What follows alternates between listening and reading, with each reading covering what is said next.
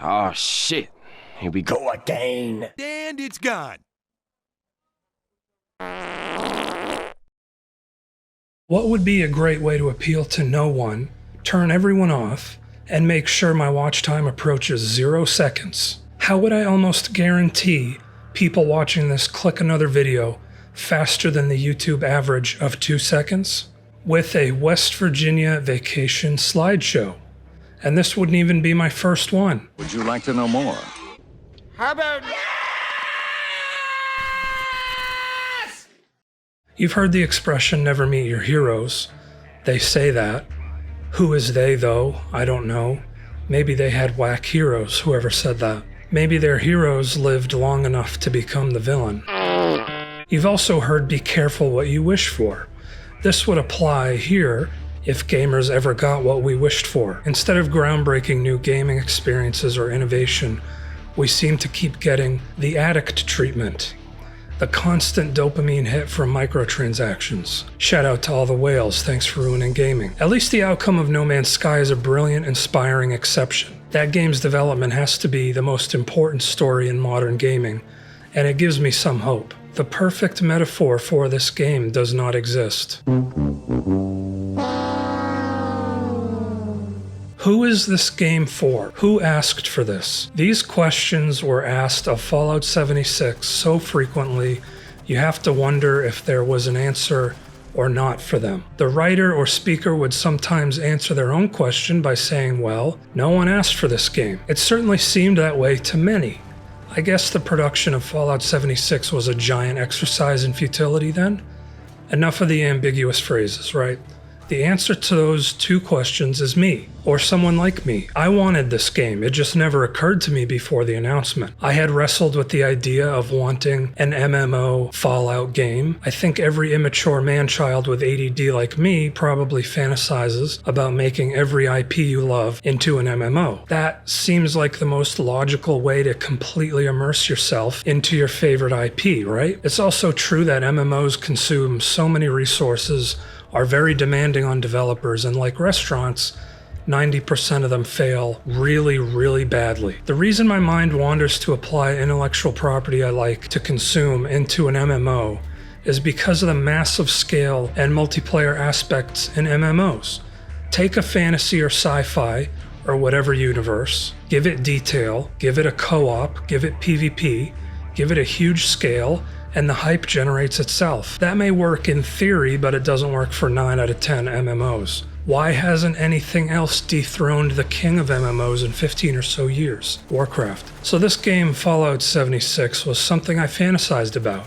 It was a game made for me. I was the target audience. There aren't many of us out there, the type of people who would want another MMO, this time in the universe of Fallout. We are out there though. According to Steam charts, the current active player base is around 8,000, and that's optimistic. During the launch period of this game, before any of the story updates and patches, every piece of exposition, every piece of story was from recordings or writings left behind by dead people. No NPCs inhabited this entire game other than robots, like robot vendors. And to add many your mom insults to injury here, the vendors could only be accessed by one player at a time in an MMO. I think that's still true today, or was true up until I last played a few months before this video was published. With updates like the Wastelanders and others, there are now random NPCs in the game you may encounter while roaming. There is now an NPC hub of settlers known as Foundation. The Brotherhood is also back.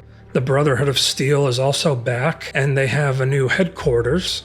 I started some introductory quests for Foundation and then just crumbled into total apathy towards the whole thing. These NPC developments feel like such afterthoughts, and the quests do not hold my interest long. It's all very tacky, isn't it?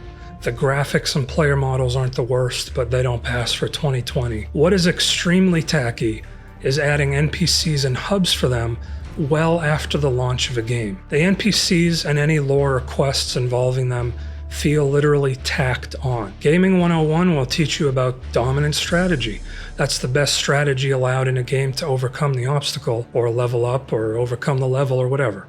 For Fallout 76, farming White Springs was the most efficient way to level up rapidly. A group could farm the various ghouls throughout Whitespring and gain levels so rapidly it made the lore, questing, and rest of the game obsolete. This happened in almost every session I joined. Sometimes I would join a session after a player dropped a nuke on Whitesprings, which added to the difficulty and added to the fun of farming it. It was so easy at any level, though, to just tag every mob you can find in Whitesprings, and either a group or a high enough level, powered armor wearing Chad could farm them. This totally spoiled the game for me and so many other people.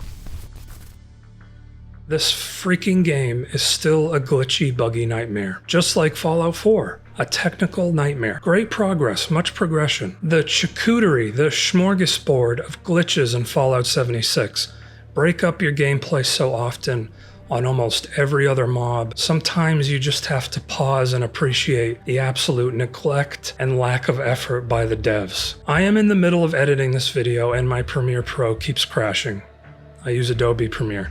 One file of footage seems to be cursed or corrupted. It's just bad vibes in general, man. I can't take it anymore. This game is now ruining my entire computer, apparently. This is the very last video I do on Fallout 76, and that is a promise to myself more than anything. I have given this game so many chances, even with the BR they came out with. I did actually have fun and experienced some joy because of this game with the daily ops and the instances. I could see myself finally deciding on one build, making ammo for it, and grinding some daily ops. The problem is that scenario is competing with so many other games out right now. For now, this game will remain uninstalled, and you can catch me playing Division 2, Retail or Classic WoW, and maybe Destiny 2. Those are all just better options. To those that disagree, I'm glad you're still playing Fallout 76. I think every game deserves a chance to thrive. You clearly have more patience than I, though, and bravo to you.